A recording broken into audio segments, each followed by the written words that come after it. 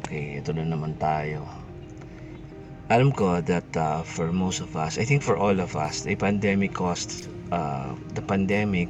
caught us by surprise. Nobody really thought it's coming, right? And nobody thought that it's coming that strong. Ngayon, ilang araw na lang, malapit na naman lumabas yung Semarichan, di ba? September na, magpapatugtog na naman tayo ng Christmas songs and all that. Alam ko din na napakadaming nawalan ng trabaho, and there are people who are afraid that they may lose their jobs in a couple of days or months. Pero ako naniniwala pa rin, no? Mga diehard optimist ako eh. I really believe that uh, bad things are not going to last very long, no? Philosophically kasi ang evil, it does not exist as a nature. uh, Hindi siya something positive. It only exists, in some good. Whatever it is, no? Blindness itself does not exist. It exists only as a privation of sight. Wala kang sight, that's why you're blind, right? And all evils, no?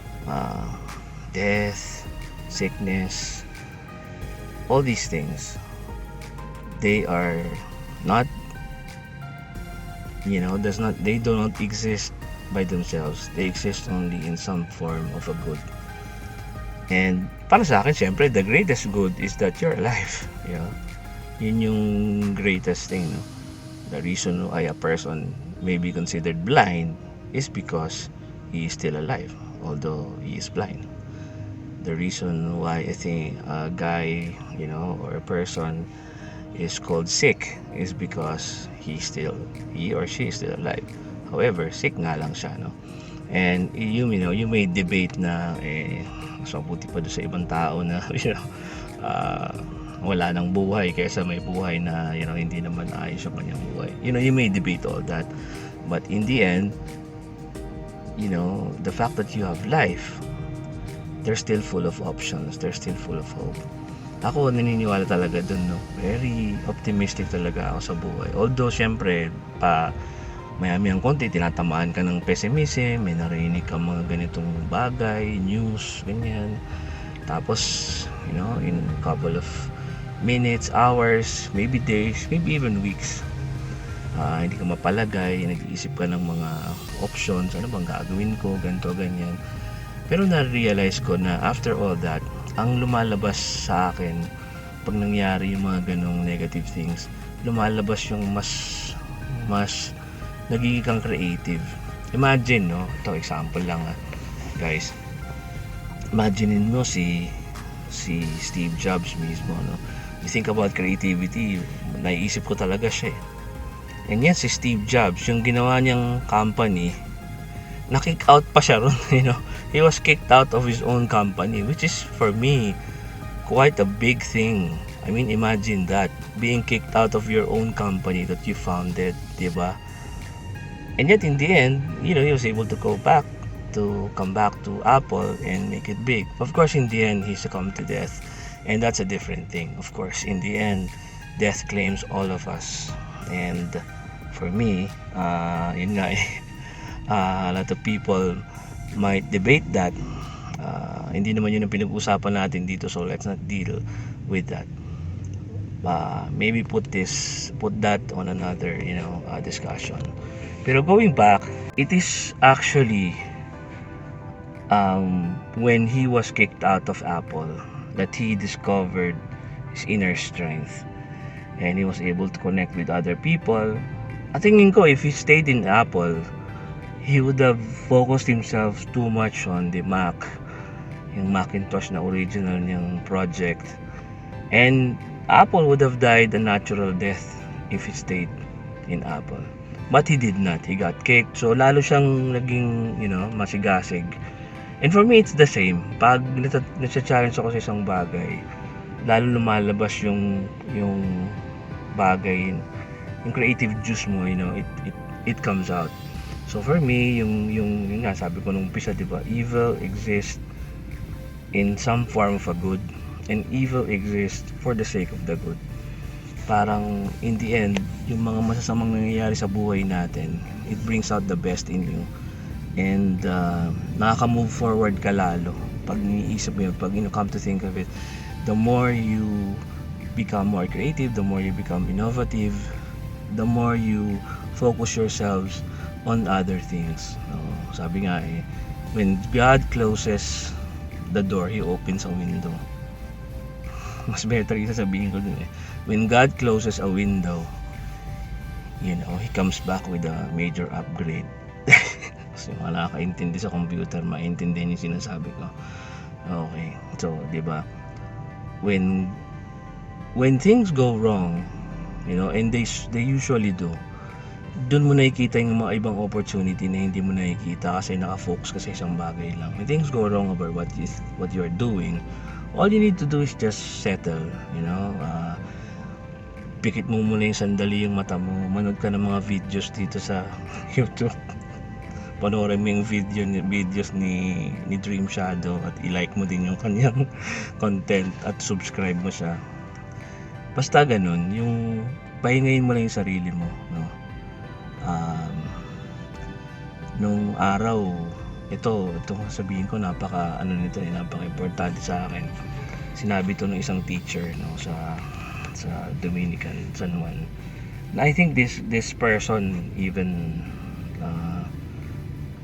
got sick and eventually I think she died, pero when she was still a teacher, she said something in the microphone. Sabi niya, if I don't have the sun, I still have the moon. If I don't have the moon, I still have the stars. If I don't have the stars, I still have the candle to light in the dark. But if I lose all these, I can always sleep and dream that there is light. For me, I think it was one of the reasons bakit lumabas yung DreamShadow sa akin yung idea na yun nung nakikinig ako sa kanya na sinabi niya yan. And I've always thought na dreaming for the light does not mean that you are lazy or that you are just a dreamer, a lousy dreamer, you don't act. It's parang nagcha-charge, it's like pinapatay mo yung phone mo and nagre-recharge ka.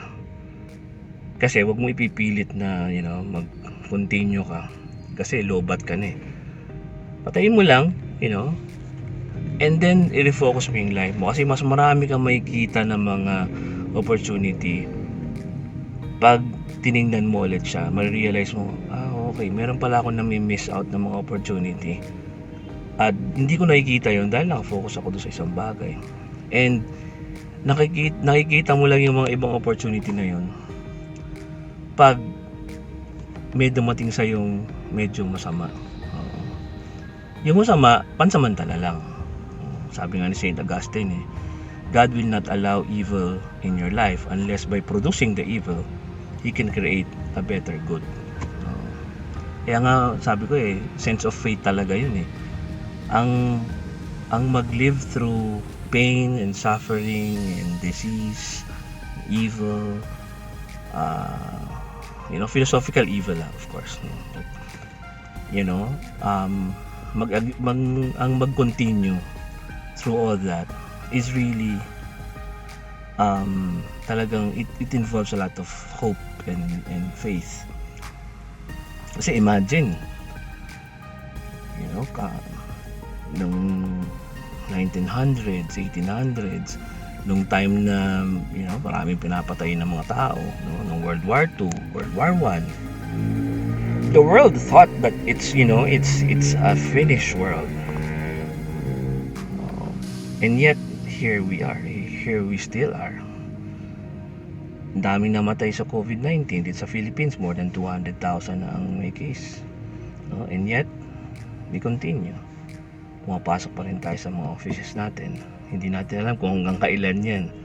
Hindi natin alam kung magtatanggal na yung mga tao dito sa atin, tapos tayo maapektuhan din, o tayo mismo matatanggal. Hindi natin alam yung mga yun Pero it's precisely because of that which makes life meaningful, which makes life challenging.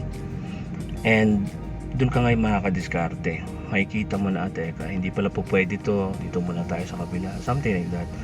And sa dami ng mga tao ngayong nawalan ng work, daming na dislodged, natanggal sa trabaho, na nawalan ng business, marami, may mga nagkasakit, namatay. Sa rami ng mga yun, matetempt ka sa sarili mo na sabihin na parang ang mundo walang plano, walang kaplano-plano. Ang mundo parang random na lang, acts of an unjust or an uncaring God. Or minsan tatanim mo pa bakit kailangan pang i-raise up yung kwento ni God sa picture. It appears na talagang we're stuck here, and that nothing is ever ordered. Everything is parang chaotic. Pag nangyayari talaga yung mga bagay na ganun, natitempt ka mag-isip ng ganun. Pero ako pa rin, again, as I said, the diehard optimist that I am, I always believe that in the end, every drop of rain that falls in our lives, every drop of rain that falls in our lives will be clear to us. Tinanggal ko na yung word na will be explained to us, kasi yung original ko sinabi yan, will be explained to us, meaning merong God. Pero sa mga taong hindi naniniwala, di sasabihin ko sa inyo na every drop of rain that falls in your lives will be clearer, will be meaningful once all this is over. So here's to looking forward, here's to moving forward, here's to believing or hoping against hope, here's to not losing your wit, here's to not despairing, here's to not being disappointed, here's to being disappointed but only for a time, here's to dreaming for the light, here's to recharging your drained battery, here's to dreaming for the light. Peace out. Professed.